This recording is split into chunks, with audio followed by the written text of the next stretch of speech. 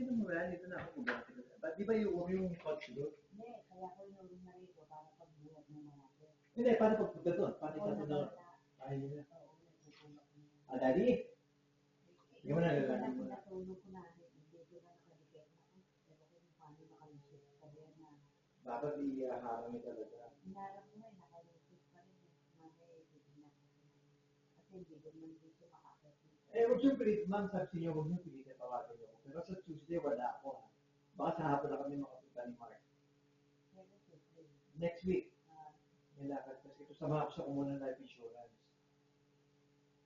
Sabi ko, kumuha ka ng life insurance. Dahil wala ka life insurance, bata ka pa, kailangan mo yung life insurance. Ngayon yung life insurance niya, dati nababayaran ko yun. Yung sa Prudential, may-refer ko siya sa Prudential. Kasi bata pa na, yung tatay niya, hindi na makakuha ng mahal na kasi matanda na.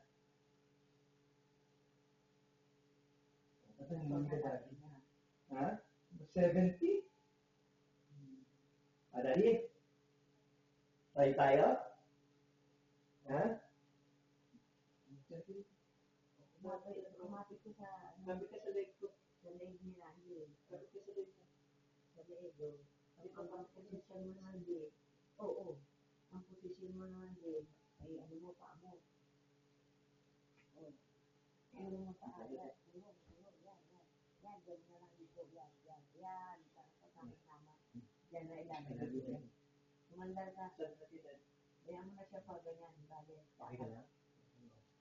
Tingin mo ako. Tingin ka sa akin. Ilan to? Ito. Ito. Kailan birthday niyo? Anong month? Na anong number? Anong date? 22. Malapit ang birthday niyo. Okay na kaya, ma'am? Gusto niyo yung palabok?